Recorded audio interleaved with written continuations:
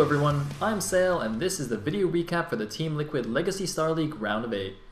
In our first match, we had Polish Zerg South Park playing against Hungarian Terran Invite Skyline.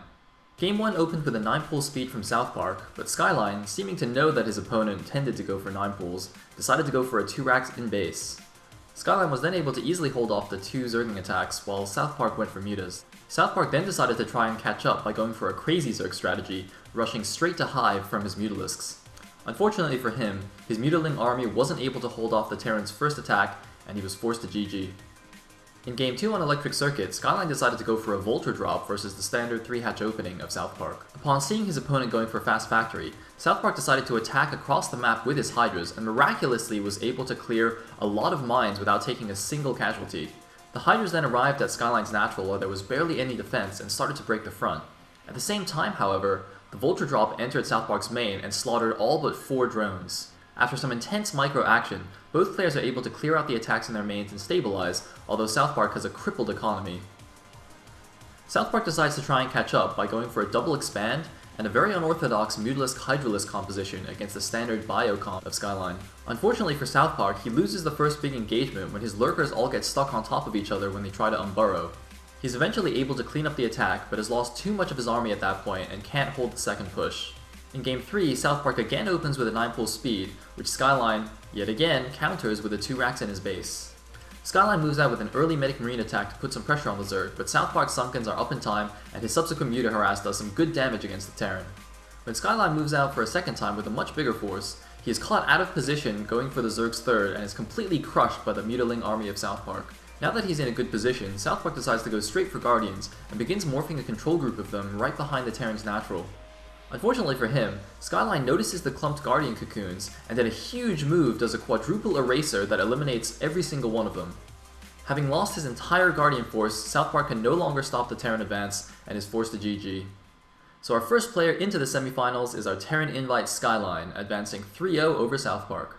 Our next match is American Zerg Invite Michael versus Peruvian Terran Terror. In Game 1, Michael immediately lived up to his name of Cheese King by going for a 7-pool Sunken Rush, building a hatchery at Terror's natural. Terror had opened with a quick factory and tried a Vulture run by past the Sunkens, which was somewhat successful, but well defended by Michael. However, Terror's 4 racks bio pump off 1 base is able to easily kill the proxy hatchery of Michael, putting him back down to 1 base. Michael then re-expands to his own natural and goes for Mutalisks, and despite having really good Mutalisk control, is unable to do enough damage and is forced to GG out. Game 2 opens relatively calmly with a standard 1 racks expand versus 3-hatch from Michael. Unfortunately for Terror, he decides to go straight for Valkyries to counter what he thinks will be a 3-hatch Muta build, but in fact Michael is going for Lurkers. Upon scouting the Lurkers, Terror plays defensively and is easily able to hold off an attempted attack at his back door. Terror does some good damage with dropships, but plays a little bit too defensively with his main army, allowing Michael to keep his position outside the Terran natural. When Michael eventually gets Defilers and Dark Swarms, he's able to swarm straight into Terror's natural and finish the game. In Game 3 on Ground Zero, Terror goes for a 1-fact expand versus a 3-hatch opening of Michael. While Terror isn't paying attention, Michael is able to surround the first Vulture and pick it off, taking away Terror's map awareness. Taking advantage of this opportunity, Michael then goes for a Speedling all-in and is able to just kill Terror off immediately. In Game 4, Terror once again opens with a factory, but then goes for a well-disguised 3 barracks, 1 factory all-in. Unfortunately for him, one of Michael's Zerglings is able to slip past his units and scout that there is no natural expansion for Terror. Sensing that the all-in is coming, Michael is easily able to defend with Sunken Colonies and Zerglings. Michael then counterattacks with his Mutalisks and eventually Lurkers, and forces a GG out of Terror. So, Michael advances to the semifinals 3-1 over Terror, and is our second invite in the semifinals. Our third match of the quarterfinals was Spanish Zerg Eonzerg versus the Bulgarian random player Nimu. In Game 1, Nimu opened with an 8 racks bunker rush, which Eonzerg was able to defend with his drones, although he took 4 drone casualties straight away. Eonzerg then tries a counterattack with Zerglings, but this is easily defended by Nimu, putting Eonzerg in a tricky situation. Eonzerg then goes for 3-hatch Mutalisk with a cross-map expansion versus the fast +1 4 racks of Nimu. After a crazy game with lots of action and huge casualties on both sides, Eonzerg's macro is eventually too strong and Nimu is forced to GG out. In Game 2, Nimu once again opens with the 8 racks bunker rush, and this time Eonzerg's drones go the wrong way due to the pathing error on Electric Circuit. He is still miraculously able to defend the attack, and ends up going 3-hatch Lurkers against the +1 4 racks of the Terran.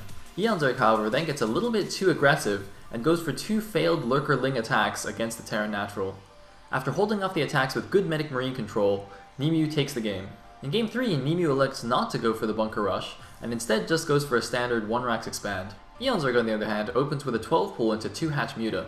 Just before the Mutas come out, Eonzerg goes for the very standard Speedling attack to try and clear as many Marines as possible.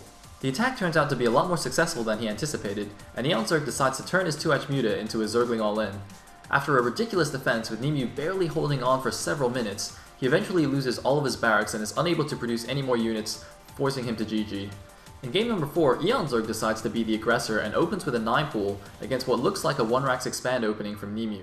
After holding off the Zergling attack, Nimu decides to go for a huge counterattack, pulling half of his SCVs to go with his Marines. Eonzerg, however, takes advantage of a great sunken positioning, is able to defend the attack, and then goes for a counter-contain with his Zerglings. He follows up with a 2-hatch Muta, and on the back of his amazing Muta micro is able to take game number 4. So from our third quarterfinal, we have Eonzerg advancing 3-1 over Nimu. Our final match of the round of 8 was Russian Protoss player DeWalt versus Hungarian Zerg Ziki. In game 1, we had standard openings from both players with a Forge Fast Expand versus a 3-basing Zerg. DeWalt then goes for 9 gateways off of his 2 bases, and takes map control with a huge Protoss army. Ziki, however, takes advantage of all the different pathways on the map, and does some good counterattacking with Speedling groups. When a big engagement finally happens, DeWalt shows some lackluster army control as well as having poor army composition, resulting in an overwhelming win for Ziki. Ziki then goes up to 5 bases versus DeWalt's 3, and constantly denies his 4th base.